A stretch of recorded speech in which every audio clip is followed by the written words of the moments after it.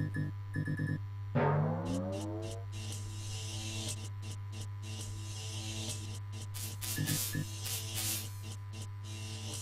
everybody, it's Gary.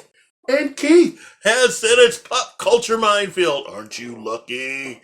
Look, today, on today's show, we're going to go back again with Danny Boyle and take another look at how many more days it takes as we live through the hell of his zombie monkey disease carrying monsters. And we got another episode of Nerd Stay with Susan. Really? Yes. And she's going to be ranting about what we ranted about the other day. Yeah.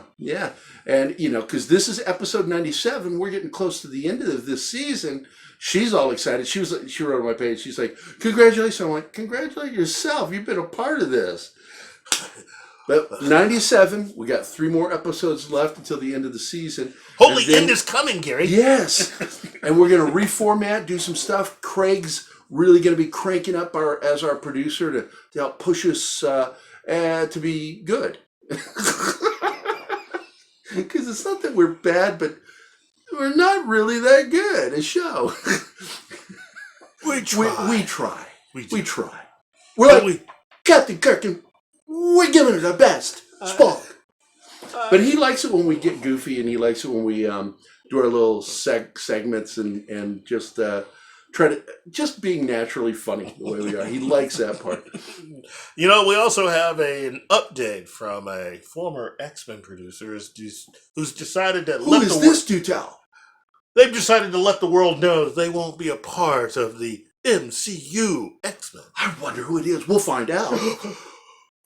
As well as talk about Ivan Ortega's Last Jedi fan edit after the opening titles. Roll title.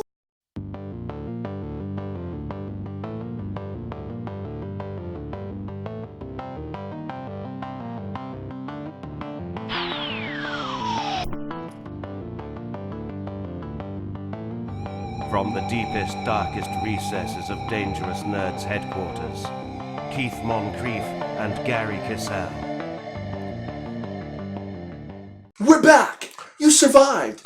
I'm always worried that people aren't going to make it through the titles. It's just going to kill them. Those opening credits are so dangerous. Duncan's voice is so English. And you know English people love killing Americans. Yeah. They hate us. So, speaking of English, we have an Irishman. I don't know why he said it that way. Speaking of English, we have an Irishman. His name is Danny Boyle. Oh, Danny Boy.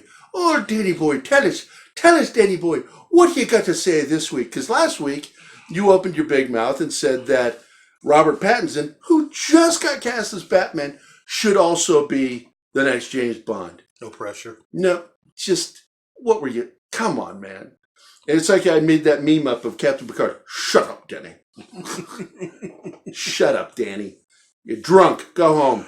I look, while Robert Pattinson is about the right age to play Bond, that does not mean he should be Bond. Now, you should not have Batman and Bond. I'm sorry. Not in one lifetime. No. That's too much. The galaxy cannot handle that. I would resist Christian Bale as Bond. No, he was already Batman. You can't be Bond too.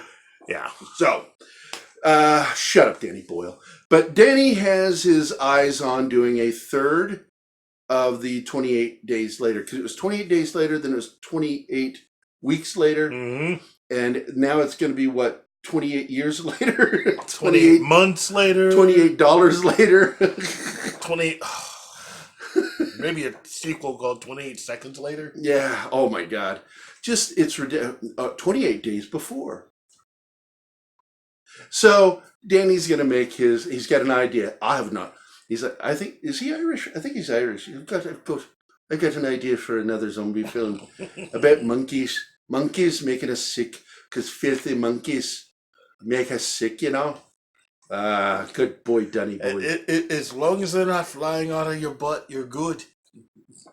Oh, laddie.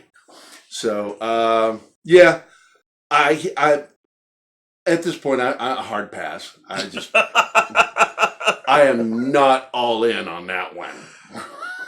You're making it difficult, Danny. Danny, Jesus Lord, what's wrong with you, man? Robert Pattinson is Bond. Oh, just that giant cranium of yours. Just you should be so much smarter. I think he's got hydrocephalitis or something. Somebody hit him too many times in the head, and it's just all, and his head tilts when he walks. Just you can land a plane on that forehead. It's so big. Just go home, Danny. You're drunk. Yeah, drunk lad. So with that, we'll move on from Danny Boyle because there's just not really that much to that. Yeah. But we do have something new. Yeah, Susan. Susan's back with a new segment of Nerds Day with Susan, and she's going to rant about the situation with franchise fatigue. I wonder what her opinion's going to be. Let's find out. Boom, boom, boom. Welcome to another Nerds Day with Susan Layton. Hey, Gary and Keith. Welcome to Nerds Day. I'm Susan Layton, and this week's subject is franchise fatigue. Now, I know what you're thinking, because I'm thinking the same thing. I'm fatigued with franchise fatigue. And the reason why I'm talking about this is a recent article I read in Variety addressed this subject. Now, I happen to personally think that it's a euphemism that journalists use when they don't want to come right out and state that a movie isn't particularly well done. And I can understand that because they're getting screeners and they might be getting other perks from studios. And that's part of the business, that's part of the gig. But whatever happened to being honest? Maybe you don't like that television show, maybe you don't care for that movie. Instead of slapping it with a really pretty name, why don't we call it for what it is? Now, I'm not suggesting that you go on social media and you trash a filmmaker's heart and soul by taking a project that they put blood, sweat, and tears into and just coming right out and saying it's crap. No, I mean go back to the days of Pauline Kael, Roger Ebert, and Gene Siskel, where we weren't afraid to say that maybe this movie wasn't our cup of tea, but it might be yours, and finding at least one or two positive things to say about it. This article in Variety was in response to the recent remakes, reboots, and all that phenomenon. Now, we know, and we've discussed it on here before in Pop Culture Minefield, that it's not going away anytime soon. So, put your money where your mouth is. If you don't like the reboots and remakes, then don't go see them. And if you do go see them, that's all fine and good. But we're going to keep seeing them because if you look at the success of Halloween, of Child's Play, you're going to get the sense that Hollywood is going to keep doing this in perpetuity. And while some of us would like original material, that is probably not going to be the case for a while.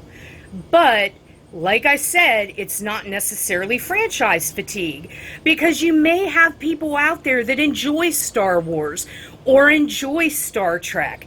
They just don't like the particular direction it's going in, and they may not like creatively what is happening, because I think a lot of times franchise fatigue also refers to journalists that don't want to get down in the weeds and say, this script wasn't up to par and maybe they could have done better. But that's just my take on this situation for what it's worth. I'm Susan Layton. This has been Nerds Day, and I'll see you next week. Back to you, Gary and Keith. Thanks, Susan. You absolutely added to the argument. You never take away. I love that about you. She's a great member of our team. She's totally cool. You know, and again, we are at episode 97, going to be getting close to that 100th episode. Would you like us to do a live episode on Monday? If you would, let us know. I'll do a poll. I'll add a poll to the screen.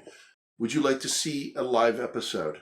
And you got to be there if we do it, so you can interact with us and talk to us and tell us how stupid we are. Who knows? You might even get something special out of it. Yeah. See how far along I am with my shingles. Anyway, so let's get to this wonderful X-Men news. What was this X-Men news? Supposedly there was one particular X-Men producer that decided to let it be known. Oh my God, who is it? It's Lauren Schuler Donner. Really? Yeah. Mm. She wanted everyone to know that when the X-Men make their way over to the MCU, that she's just not going to be a part of what they're doing. I don't think they were going to ask her. It's sort of like you know, the groom running off with some other woman that day of the wedding, and then the bride announces, "I didn't want to get married anyway." Ah. It's like, what? Laura, shut up, Laura. Laura Schuller Donner. Look, you've had 19 years to get this right, and it just didn't come together. I'd had nothing to do with the last 2 X-Men films. If I'd produced them, they would have sucked in a whole different way. Shut up, Lord. It's funny. We both don't like her at all. Love her husband, but I cannot stand that woman. I just really can't. She just shit all over the X-Men. Yeah, and enjoyed it. Yeah, it was one of those nice poops where you sit there and you go, "Oh, I feel so much better." It's like good medicine. But I guess in closing, we will talk about something that he still hasn't seen yet. I know I'm the bad guy. Is Ivan Ortega's fan edit, first run at the fan edit for The Last Jedi. He still is going to release a second version of it that has the new battle in it between Kylo Ren and Luke Skywalker. Yeah. So we're looking forward to that. But this one is a strict. I like what he did. He simply, because you did see some of it. Yeah. And he streamlined it, because you saw the first 15 minutes with me. Yes. And basically, he streamlined it. He took out the guffaws, the jokes, the stupid jokes, making, what's his name? The Imperial officer. Oh. Hux. Yeah. Hux. Yeah. Made him look less like an idiot during the prank phone call.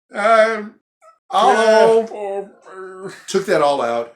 Straightforward storytelling. The Cenobite scene, straightforward. Yeah. It was just, I liked all of that.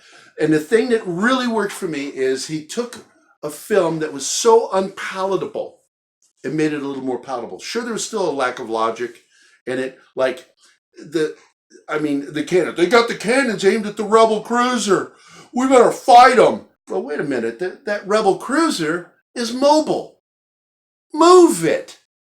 But Rian Johnson's a terrible writer. He really is. He does stupid things in his scripts. So, yeah. This new Ivan Ortega is available on BitChute. And if you go to Ivan Ortega's page for his announcement of the film, you can actually find the link down in the comments, the very top. It's pinned at the top of where to go watch it on BitChute. And it's a fan edit. Don't download it. You can watch it streaming. No crime is committed by you.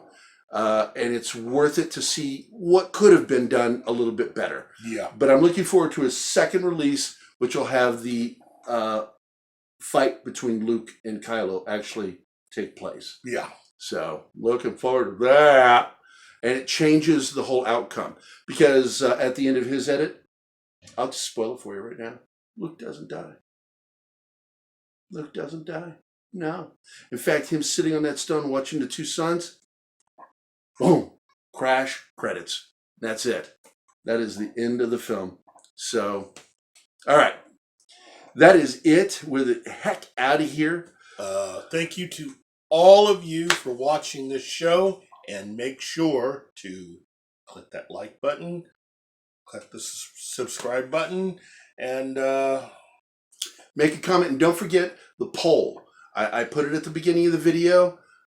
Check that poll out and select if you would like us to be live or not. And we do expect you to please be there if we're going to go live.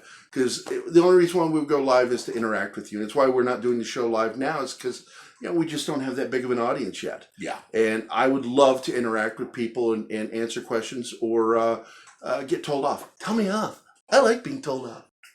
I was married 4 times. Anyway, that's it for this episode. That's Keith. And that's Gary. And we're out of here. Get up, Lord.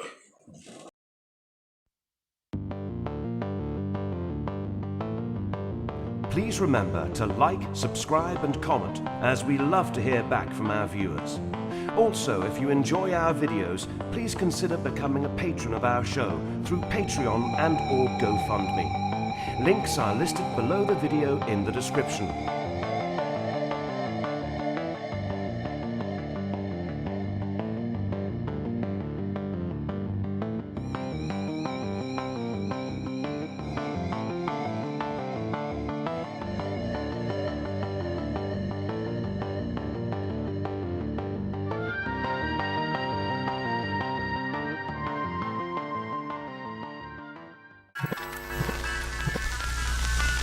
Y'all come back now, you hear?